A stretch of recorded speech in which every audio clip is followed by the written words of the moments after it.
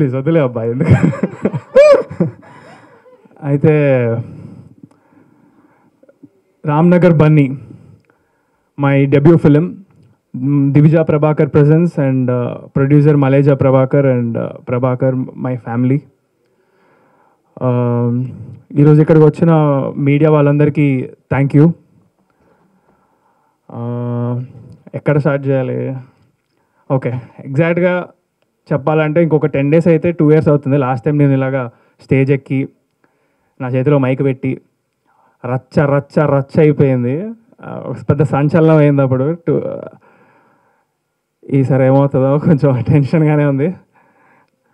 But ఎందుకు అయిందిరా అని నేను ఆలోచిస్తే నాకు అనిపించింది ఒకటే,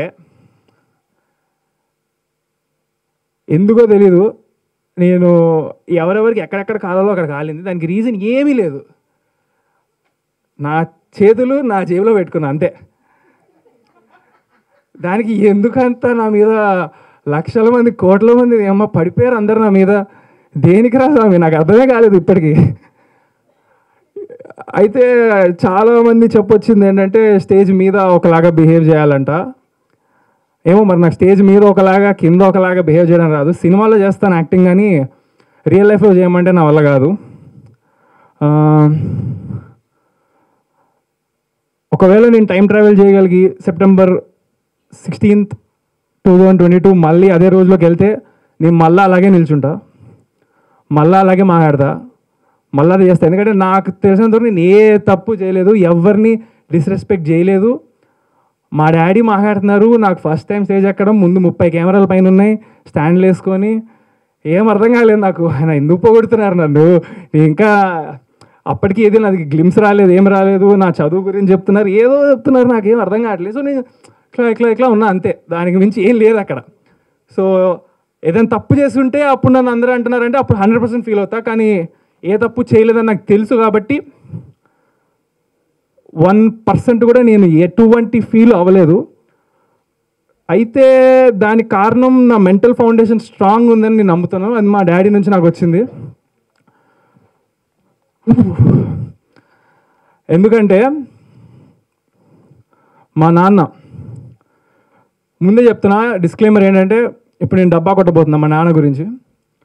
అది మీరు డబ్బానా ఫ్యాక్స్ అనేది మీకు వదిలేస్తాను.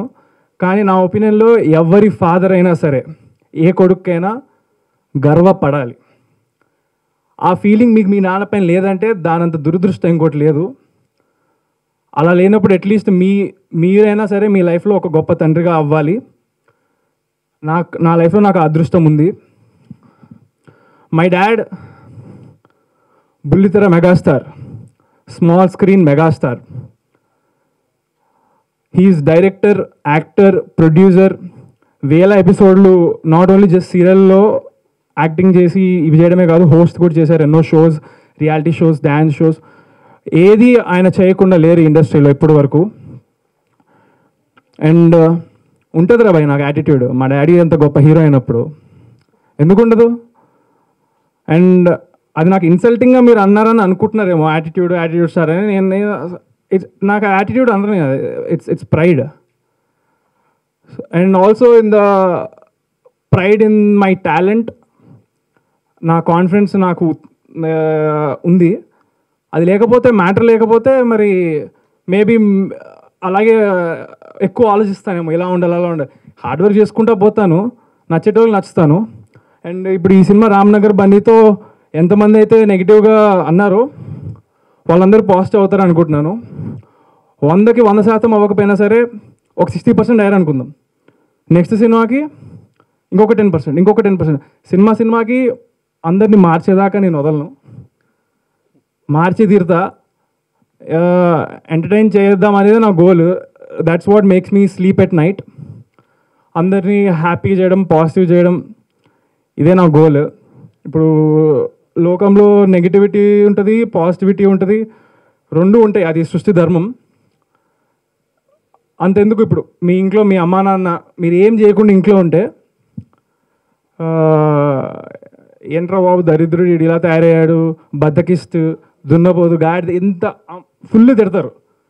అదే మీరు ఒక వాటర్ బాటిల్ పట్టినా లేదా కొంచెం బట్టలు అటు తీసి చేసినా ఆ మమ్మీకి ఏం హెల్ప్ చేసినా లేకపోతే కొంచెం మార్క్స్ తెచ్చుకుని ఏమంటే అబ్బా నా కొడుకు బంగారం అమ్మడి అమ్మ ఈడు జమ్ము అది ఇది అని బయట కూడా చెప్పుకుంటారు. ఎవరైనా అడిగితే ఆ రోజు అంతా హ్యాపీగా ఉంటారు. ఇట్స్ జస్ట్ సిచ్యువేషన్ అంతే.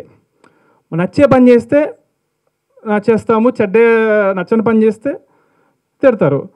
సో నేను నిల్చోవడం ఇదంతా నచ్చలేదేమో, దానికి నేనేం హెల్ప్ చేయలేను. బట్ మూవీ పరంగా అయితే నేను మీకు నచ్చేలాగా చేస్తానని అనుకుంటున్నా. చేస్తాను 100%, నేను కాన్ఫిడెంట్. మరి ఇంకా చూడాలి, మరి తెలీదు. కానీ యాక్చువల్గా నన్ను అడిగితే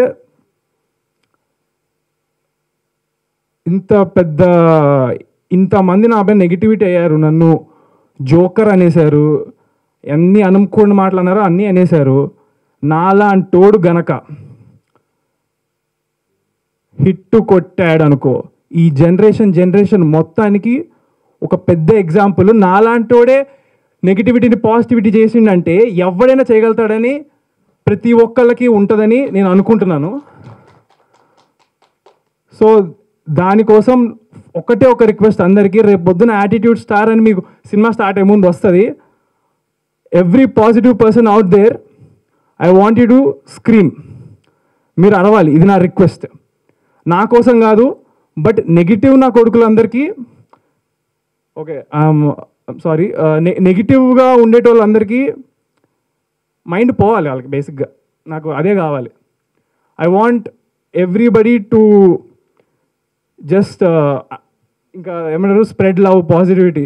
వీలైతే ప్రేమిద్దాం చూడు, మహా అయితే తిరిగి ప్రేమిస్తారు అంతే. సో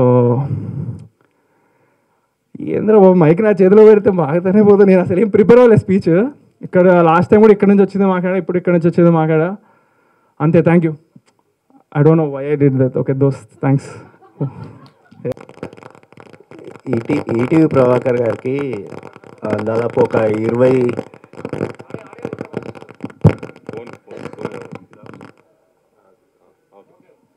సో దాదాపు ఇండస్ట్రీలో 20 ఏళ్ళు 25 ఏళ్ళ నుంచి ఉన్నారు.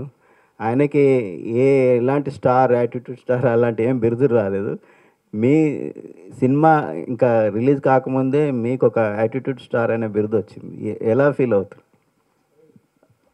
లేదు, వచ్చింది మా డాడీకి. చెప్పా కదా, బుల్లితెర మెగాస్టార్, స్మాల్ స్క్రీన్ మెగాస్టార్. దానికి ఆయన అర్హులు.